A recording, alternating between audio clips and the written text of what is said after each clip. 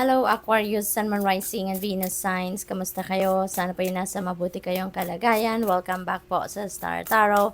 Kung bago kayo rito, welcome din kayo. Thank you sa inyong support. I truly appreciate it. God bless you all.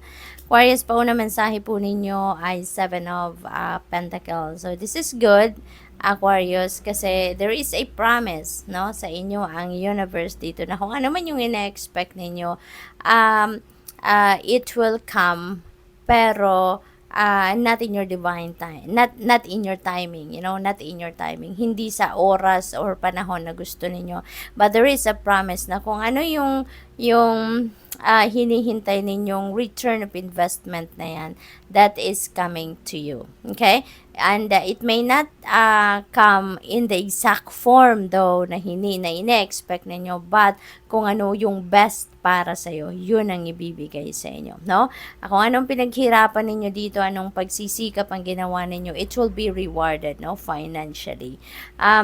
Ang iba sa inyo dito siguro din, no, you work so hard for this, no? Kaya maaaring naisip ninyo na binigay na ninyo ang lahat-lahat, no? Ginawa na ninyo ang lahat na sa tingin ninyo kailangang gawin para ma-accomplish ninyo or makuha na ninyo yung bunga, no, ng inyong pagsisikap dito. But maybe hindi pa, no? Maybe hindi pa ang lahat-lahat. Kaya inibitahan din kayo dito na magnilay-nilay kayo, mag-review kayo, no, ng kung ano na mga nagawa ninyo, ano yung mga ina-expect ninyo, yung ganon. Because maybe there is something, there could be a realization dito na marirealize ninyo, may isip ninyo na, ay, kulang pa pala. No? Baka kasi yun na lang ang kulang, diba?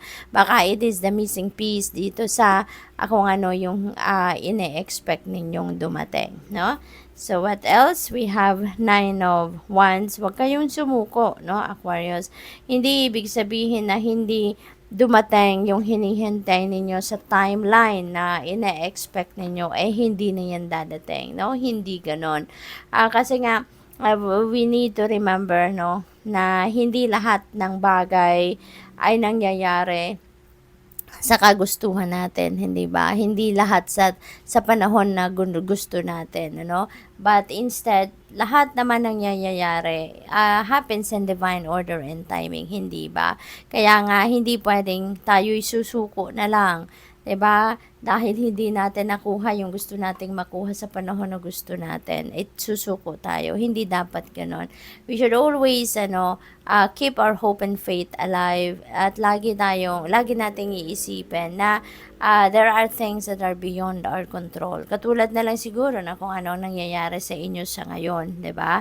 Pero dadating ang time, no, when divine timing comes, no, the things that you need will be delivered to you.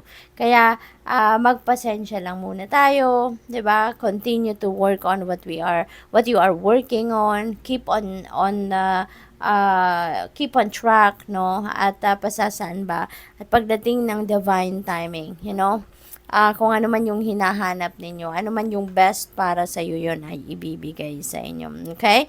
So, never give up. Never give up. Kahit may mga challenges pa tayong pinagdadaanan, we should be just, magpakatatag at magsipag ba tayo, mag-persevere pa tayo, at pasasaan ba't ibibigay din yan ng universe. Okay?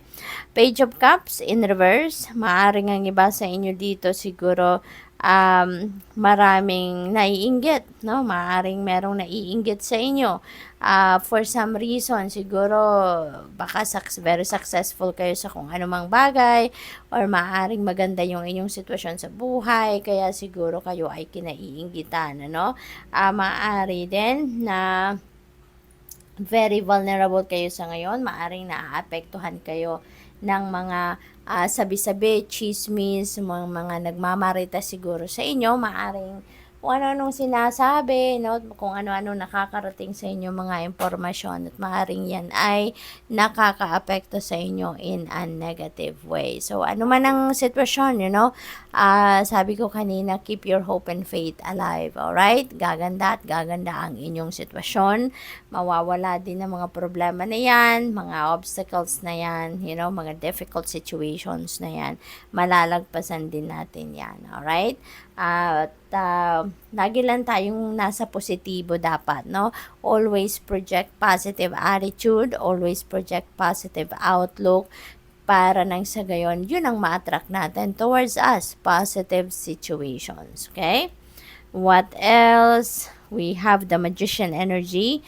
We have number 1. So number 1 is a new beginning. Kaya merong sisimulan kayong bago sa buhay ninyo sa ngayon, Aquarius. You're starting something fresh, you're starting something new dito sa buhay ninyo. Kaya kapit lang. Okay? Kapit lang. At ngayon maganda ito kasi you are yung parang nagkakaroon na kayo ngayon ng lakas ng loob, tibay ng dibdib, na kung ano man yung iniisip ninyong gawin, gagawin nyo na yan sa ngayon, no? Wala nang procrastination, tatanggalin nyo na yung pagdududa sa inyong sarili and even sa inyong mga plano. Siguro tatanggalin nyo ng lahat yan at magta-take action na kayo. What else? We have lovers energy. Maaring magsisimula kayo ng bagong relationship sa ngayon, Aquarius. Kung single pa kayo, no, maaaring kayo ay papasok na sa isang love and romantic relationship. At this time, probably, meron kayong mga sisimulang bagong relationships sa ngayon. Hindi lang romantic relationship, maaaring platonic friendship, yung ganon, relationship ang maaaring simulan din ng iba sa inyo. Pero kung nasa na din naman kayo, nasa relasyon na kayo, no, nasa established relationship na kayo, maaaring magsisimula na kayo ngayong mag-isip, magplano, na mag-level up na, no, sa inyong relationship. Gusto nyo na sigurong mag-asawa, maaaring yun ang mga usapin sa ngayon, maaaring meron mga pag-uusap na about engagement, something like that. So, congrats. We have 5 of Wands in reverse. So, this is good kasi kung nandoon kayo galing sa hindi pagkakaintindihan with another person or with a group of people, may mga disagreement, may mga pag-aaway, may mga sagutan, maaaring yan ang pinanggagalingan ninyo. Pero ngayon, maganda ang namumuni-muni, na pagmumuni-munihan ninyo siguro kasi maaaring mas magpapakumbaba na din kayo sa ngayon. Maaring kayo yung mag-i-initiate ng pagpapakumbaba or mag-i-initiate ng pag-uusap. Maaring you may enter into a compromise para nang sa gayon mag-meet halfway lang kayo ng sino man yung taong hindi ninyo nakakasundo sa ngayon, ano? Maybe merong reconciliation dito na magaganap. You're going to resolve a dispute, no? At iiwasan nyo na ngayon na magkaroon pa kayo ng away or ng conflict. Kaya mag-iisip kayo ngayon ng solusyon, no, doon sa inyong hindi pagkakaintindihan. Kasi mas pinipili ninyo ngayon na magkaroon kayo ng peace, no? So which is good. 'Di ba? What else? Final message ninyo, napakaganda, tumalon talaga, no? Excited ang card na to. You have angel number 6666 which resonates with great blessings. Ayan. So, maraming biyayang magagandang paparating sa buhay ninyo. You're going to nurture yourself. You're going to focus more on your self-love, self-care, no? Aalagaan ninyo ngayon mas lalo ang sarili ninyo. You're going to attend to your needs, kung ano man yung mga kailangan ninyo, pangangailangan ninyo personal, no? Tutugunan din ninyo yan. Maaring you're also going to work on your desires, kung ano mga minimithi ninyo, healthy boundaries then between you and your friends or kahit sino man, ano, sa buhay ninyo.